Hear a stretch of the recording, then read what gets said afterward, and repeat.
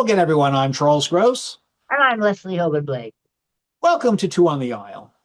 Today, waiting for Godot or Godot, because I'm old. I remember it both ways.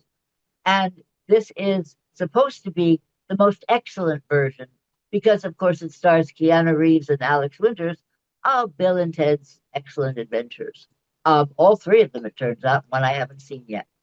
But that to the side, this is still Waiting for Godot, only it's Jamie Lloyd's Waiting for Godot. Now, if you remember Jamie Lloyd's Sunset Boulevard, we had all kinds of problems with it. Some people did. I didn't. I loved it. I loved it, but I have seen Sunset Boulevard many times, so I did not need the framework. That's what's happened here. If you have not seen Waiting for Godot before, you may not know what's going on, and certainly in certain places. And I know that your daughter Miriam and my friend Jess had some difficulties with it because neither of Yes. them had seen the play before. But in brief, it is two tramps waiting at the edge of the world for Godot, a godlike figure, or perhaps a mystical figure of some kind, to come and explain the world to them, give them what they need, grant their wishes. We don't know, but they're waiting because that's all they have, and they don't have anything else, and you don't see anything else. And in every other production, there is a road, a rock, and a tree. There's no road, there's no rock, and there's no tree in this one. There's a giant cylindrical sewer Right. pipe. So I'm Gorgeous. wondering maybe this is one of the new sewer pipes that New York City put in. So maybe this Right. takes place in the Catskills. And I'm thinking, okay, I've actually never actually seen the Bill and Ted movies, which now I absolutely want to. But Absolutely. I was, based on what I've read, based on the trailers, I'm thinking, well, this could kind of be Bill and Ted in their latter years. I mean, maybe these two are stoned. Maybe Samuel Beckett was stoned when he wrote the damn thing. I think It's maybe he was very stoned when he wrote possible. everything. I think you had mentioned, weren't there a lot of people getting drinks?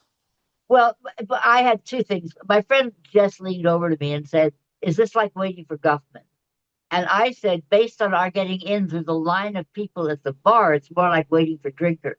Drinking during waiting for Godot is either the best or the worst thing somebody can do. I Yeah, have no idea which. maybe you have to be stoned just Yeah, to exactly. understand Beckett, Exactly. because For this version, anyway.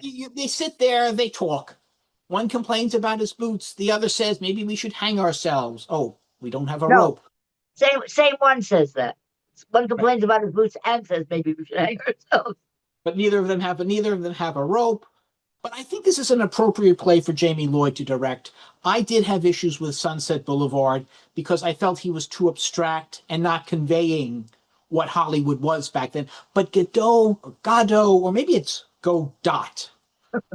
Yes, that's their website. There you go. Is perfect for that kind of approach because nothing happens here. They sit, they're talking, they're arguing. Should we be together? Should we not be together? They're wearing derbies because I think you had mentioned they're supposed to be Laurel and Hardy, or that Well, was they're the based on idea. Laurel and Hardy. And Bert Lahr was in the original, which you can hear but not see on YouTube. Samuel Beckett called it a vaudeville piece and listed it as a tragic comedy. That was how he saw it. But I then don't I Chekhov thought he wrote comedies too. you see it for the first time, and I read this for the first time in high school. That was a long time ago. My daughter saw it. She came in. She didn't want to know anything about it. She wanted to see what the effect would be, and she was, huh? What? Yeah, right. It That's you exactly if what my you're friend Jess seeing was. it for the you have to process it. And you and I have seen several productions. We saw Yes. one in Yiddish, which interestingly, the nuances of this play really work well in Yiddish. But this is in English. Keanu Reeves, Alex Winter. They are not taking a comical approach. They are taking a very straightforward approach, which is subtly nuanced I during would the disagree with evening. you in the physicality of it. They have these things of falling against the sides of the sewer pipe and sliding down. Keanu Reeves sleeps with his thumb in his mouth. I mean, there are little touches that definitely are not serious. But I'm upset but, about the acting but quality. very little. That is a lesser part of the play than it might be, say, if you had seen Robin Williams and Steve Martin do it, which I I did did not, but see Robin I would Williams have and liked Steve to have. Martin do it. So, but here's something else. I was very upset about the acting quality. My heart sank that I not only would I get to see Bill and Ted again, together, as they should be, in their most excellent way. But I wanted to see Keanu Reeves on stage, and now I'm sorry that I did, because his it was such a one note performance. Alex Winter showed excellent choices. Again, that word excellent is just going to keep coming in. Sorry about that, but he did have a range of emotion and feeling in his work, and to me that was exceptional. I know he left acting for a long time. He shouldn't have. He really is a good actor, But and I hope he gets some more work maybe out that of it. was by directorial design. I have a feeling that was maybe by just, I don't know. I think maybe that was Keanu's choice. Whoever's choice it was a bad choice. I'm not sure. I'm not sure I agree with you on that. Okay.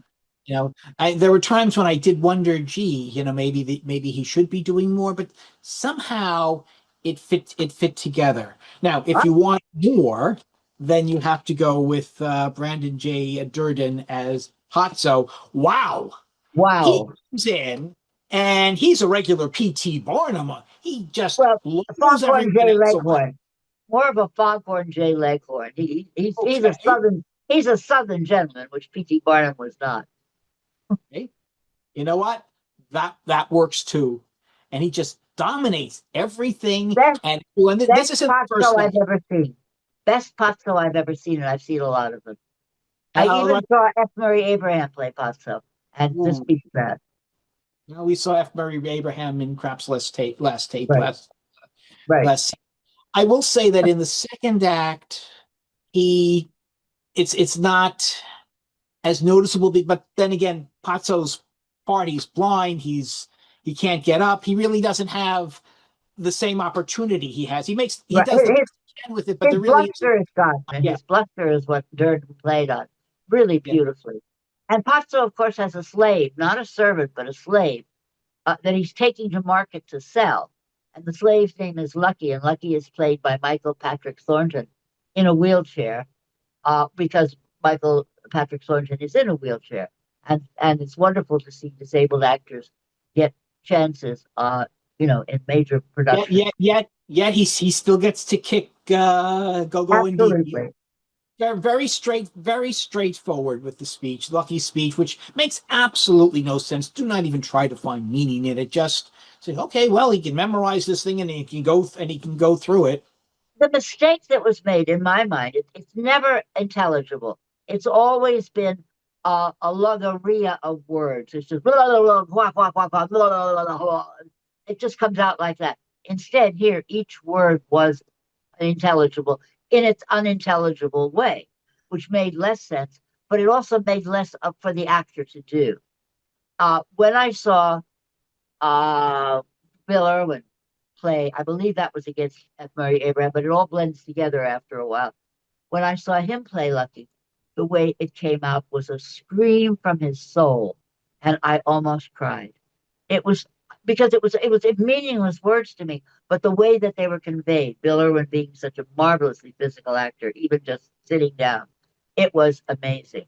So that even that can be done. Look, you can do just about Well, anything with this. It's not and even Shakespeare. yeah, The words and don't have to make sense. and either it works or it doesn't. It's weird, and you're wondering. They talk about, well, we should leave. Well, if we leave, Godot will hurt us.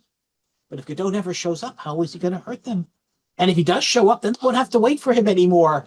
So It it does get you to think. There may be Sorry, go nothing ahead. to it, but Well, maybe there yes, is. it is a play about nothing, and it is a play about nowhere, and it is a play about not going and not doing, and it's all And the it's not even negative. Seinfeldian in that matter because there really is nothing here. Seinfeld, there was kind of a plot here and there.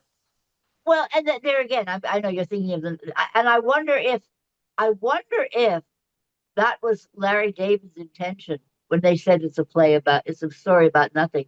If it was a reference back to Beckett, oh my God, do you think so? That would be interesting casting. Larry David and Jerry Seinfeld doing Oh, this. oh, you got it. I'm there. I'll go see that. I don't consider this a comedy. I don't consider it vaudeville. I don't care what the playwright's intentions were. Whatever his intentions are, what ended up is very different. Now, Right. on 1 to 5 playbill, 5 being the best, 1 being worst. How would you rank this I play? have to break this down in like 42 different ways. Keanu Which is Reeves appropriate acting, because you can break this play down in 42 I different. know, I know. Keanu Reeves acting pulls down all the scores for me. I would give it a low score in the twos to low 2.5 maybe. For Brandon Durden, I would give him a five. For Jamie Lloyd's seeming intention, as I understood it, I would give that a 3.5. For the overall first act, probably one of the best I've ever seen, I would give that a five. For the second act, which got long and talky and didn't really move me in the way I wanted it to, and I don't know how this play moves me, but it does move me. I would give that a 2.5. If you average that all, I guess it's about a three, maybe. I agree to an extent with you about Keanu Reeves, but not as much because I think that there was more to it than you saw. I also thought, well, gee, maybe should he be going somewhere? And then he does ever so slightly. I said, well, maybe, it seems to be working, so can't argue with whatever passes for success with Godot. And I really had a very good evening, so I will give this to my surprise because it is rare, in fact, unprecedented, that I like a Beckett production more than you. I will give this four playbills. Wow. Yes, it is rare. And we neither of us mentioned the wonderful, excellent moment from Bill and Ted, which we will leave alone. But the audience wanted it, we expected it, and we got it, and we cheered for it. And that is our most excellent show for this evening. Party on, Leslie. Hey, be excellent, Charlie. And when you go to the theater, look for Leslie and me, us too. On the excellent aisle.